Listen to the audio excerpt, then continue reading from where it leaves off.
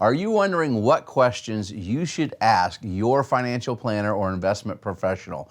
Well, if you're about to head into retirement, one of the mistakes we see often made is not enough questions in particular are asked of the potential client to find out what they really want to achieve in retirement.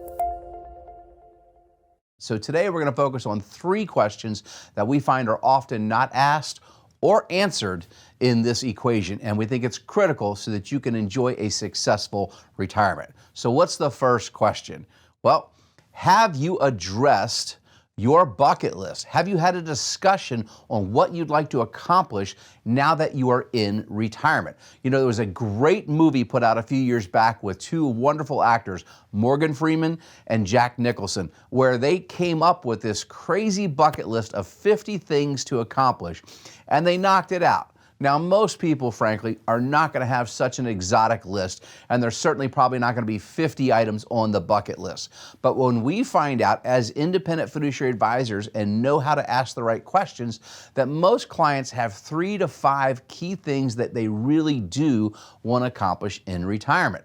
Now, I've been doing this for over a quarter of a century, and one of the exercises I often put clients through is I'll give you a legal pad and just ask you, write down your top 5 things you'd like to accomplish in retirement. Whatever these dreams are, buy a Harley Davidson, restore a car, travel on the Rhine River on one of those river cruises, world travel, dote on your grandkids, whatever they are.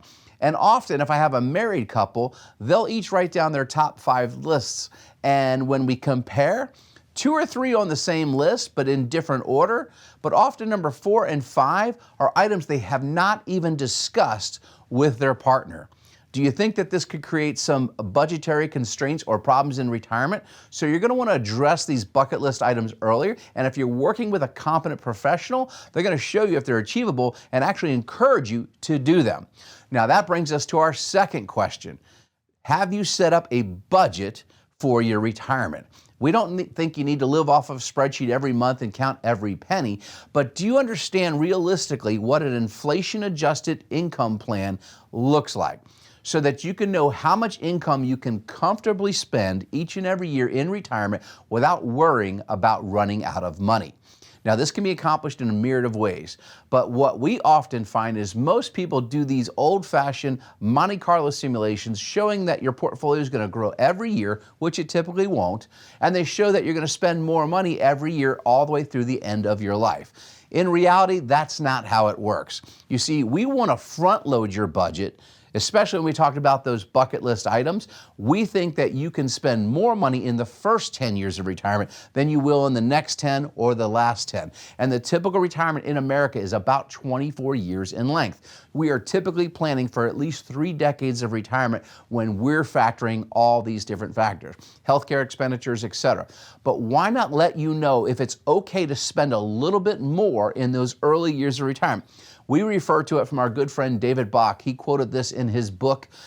Basically, there are the go-go years, the slow-go years, and eventually the no-go years. So why not build a financial plan and a budget that allows for you to know it's okay to spend a little bit more if you want to travel, etc., or restore that car, etc. But that is what good planning is all about. This brings us to our third question we often hear not addressed early enough on in the relationship with a financial advisor. What happens if we have a married couple or 2 partners cohabitating and one of them passes away earlier than anticipated in retirement? What changes will this bring about in the plan? Well, it will most certainly bring about significant tax changes, and this is where a lot of retirees are caught off guard.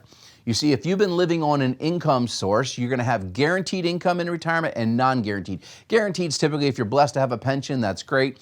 Maybe you have a military pension. Maybe you're getting Social Security or 2 Social Security checks if you're married, or railroad retirement.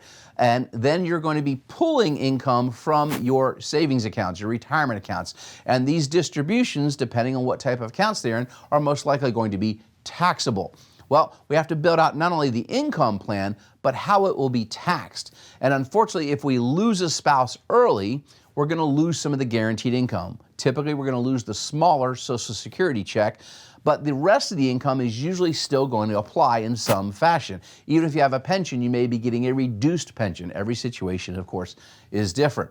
But what happens is even on less income, the surviving spouse actually has an increase in their tax bill every year. And if we're not careful and we haven't pre-planned, then we get into additional tax and penalties on things like Medicare. And most people are not told about this until it's too late.